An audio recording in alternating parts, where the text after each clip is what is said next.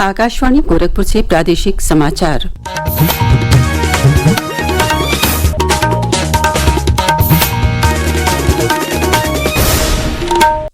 नमस्कार। समाचार बुलेटिन के साथ मैं सुषमा श्रीवास्तव। पहले मुख्य समाचार।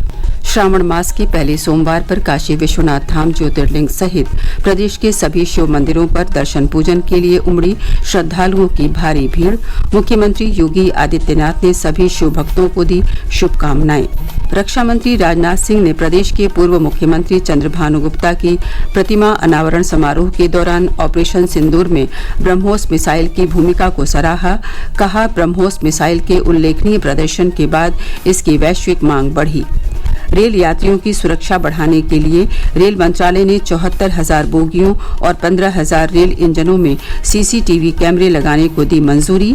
और प्रदेश के मुख्य सचिव मनोज कुमार सिंह ने मंडलायुक्तों और जिलाधिकारियों के साथ वीडियो कॉन्फ्रेंसिंग के माध्यम से की बैठक। कहा, सभी उर्वरक केंद्रों पर सुनिश्चित की जाए यूरिया और डीएपी की समुचित उपलब्धता। और अब समाचार विस्तार से। श्रावण मास के पहले सोमवार पर प्रदेश के काशी विश्वनाथ धाम स्थित ज्योतिर्लिंग सहित सभी शिव मंदिरों में सुबह से ही बड़ी संख्या में श्रद्धालु दर्शन पूजन और जलाभिषेक कर रहे हैं। वाराणसी के काशी विश्वनाथ मंदिर, लखनऊ के मनकामेश्वर मंदिर और अयोध्या के क्षीरेश्वरनाथ मंदिर तथा अन्य सभी प्रमुख शिव मंदिरों पर श्रद्धालुओं की सुविधा और सुरक्षा के व्यापक इंतजाम किए गए हैं। श्रावण मास के पहले सोमवार पर भगवान शिव को जल चढ़ाने के लिए बड़ी संख्या में कांवड़िए भी प्रदेश के कई प्रमुख शिव मंदिरों पर पहुंच रहे हैं। प्रदेश के मुख्यमंत्री योगी आदित्यनाथ ने सभी शिव भक्तों को श्रावण मास के पहले सोमवार की शुभकामनाएं दी हैं। एक सोशल मीडिया पोस्ट के जरिए उन्होंने भगवान शिव से विश्व के कल्याण की कामना की है। वाराणसी जिले में सावन महीने में कई विशेष इंतजाम किए गए हैं। वहां के नगर निगम प्रशासन ने पूरे माह मांस और मछली की दुकानें बंद रखने का फैसला किया है। वाराणसी में सावन के पहले सोमवार को बाबा विश्वनाथ की चल प्रतिमा के पारंपरिक श्रृंगार की भी परंपरा है। इस बीच प्रदेश में कांवड़ यात्रा से संबंधित सभी जिलों में यातायात सुरक्षा और कांवड़ शिविर से संबंधित विशेष व्यवस्था की गई है। वरिष्ठ प्रशासनिक और पुलिस अधिकारी सड़कों पर उतरकर स्थिति का जायजा ले रहे हैं। मेरठ जिले को जोन और सेक्टर में बांटकर कांवड़ यात्रा की सुरक्षा की जा रही है। मुख्यमंत्री योगी आदित्यनाथ के निर्देश पर इस वर्ष महिला कांवड़ श्रद्धालुओं की सुरक्षा के लिए 10,000 से अधिक महिला पुलिसकर्मी तैनात की गई हैं। साथ ही महिला हेल्प डेस्क भी बनाए गए हैं।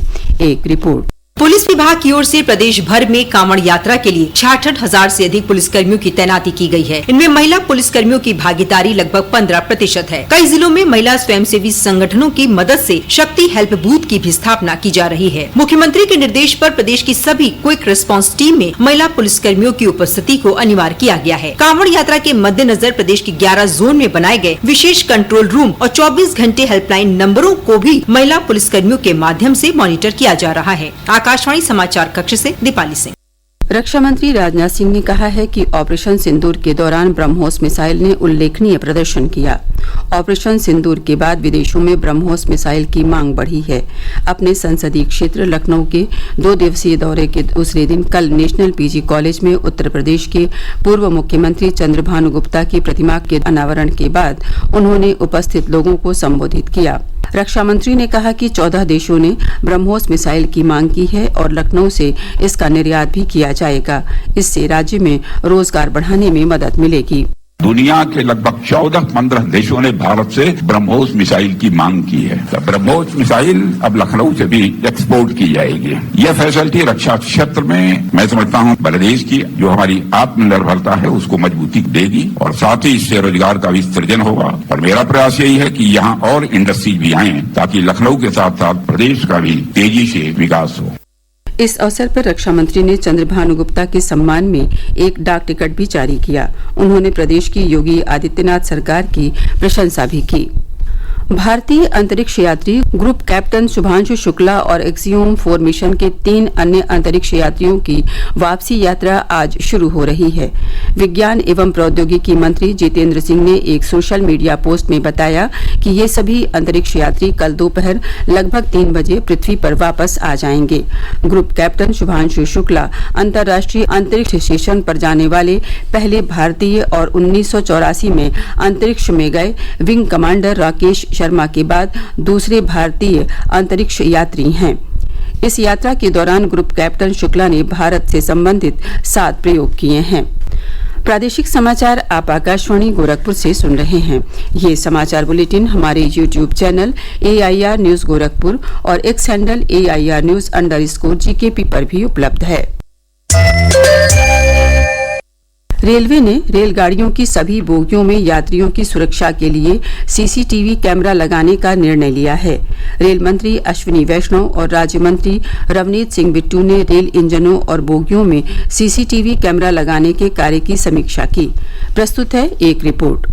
कोच में कैमरा लगाने से यात्रियों की सुरक्षा व्यवस्था में सुधार होगा। इनसे उपद्रवियों को पहचानने में मदद मिलेगी। यात्रियों की निजता को ध्यान में रखते हुए ये कैमरे बोगियों के दरवाजों के पास लगाए जाएंगे। श्री वैष्णव ने सभी 74,000 बोगियों और 15,000 रेल इंजनों में CCTV कैमरा लगाने को मंजूरी दी है। प्रत्येक कोच में 4 डोम टाइप CCTV कैमरा और रेल इंजनों में 6 CCTV कैमरा लगाए जाएंगे। दीपेंद्र की रिपोर्ट के साथ समाचार कक्ष से करिश्मा राय। केंद्र सरकार ने राज्यों और केंद्र शासित प्रदेशों को नकली और खराब गुणवत्ता वाले उर्वरकों के मुद्दे पर तत्काल और सख्त कार्रवाई करने का निर्देश दिया है। केंद्रीय कृषि मंत्री शिवराज सिंह चौहान ने इस संबंध में सभी राज्यों और केंद्र शासित प्रदेशों के मुख्यमंत्रियों को एक पत्र लिखा है। एक रिपोर्ट। केंद्र सरकार ने कहा कि यह राज्यों की जिम्मेदारी है कि वे सही जगहों और स्थानों पर उर्वरकों की पर्याप्त उपलब्धता सुनिश्चित करें। राज्यों को सख्त कानूनी कार्रवाई करने के लिए कहा गया है, जिसमें लाइसेंस रद्द करना और दोषियों के खिलाफ FIR दर्ज करना शामिल है। सरकार ने सभी राज्यों से नकली और घटिया कृषि इनपुट की समस्या को जड़ से खत्म करने के लिए राज्यव्यापी अभियान शुरू करने का आग्रह किया है। सरकार ने उर्वरक उत्पादन और बिक्री की नियमित निगरानी के साथ साथ परीक्षण के माध्यम से नकली उत्पादों पर सख्त नियंत्रण का आह्वान किया है। राज्यों को असली और नकली उत्पाद की पहचान करने के बारे में किसानों को शिक्षित करने के लिए विशेष प्रयास करने का आग्रह भी किया गया है। सुपर्णा सैकिया की रिपोर्ट के साथ अक्षित वैद्यान, आकाशवाणी समाचार, दिल्ली। मुख्य सचिव मनोज कुमार सिंह ने कल प्रदेश के सभी मंडलायुक्तों और जिलाधिकारियों के साथ वीडियो कॉन्फ्रेंसिंग के माध्यम से उर्वरकों की उपलब्धता सहित कई महत्वपूर्ण मुद्दों पर बैठक की।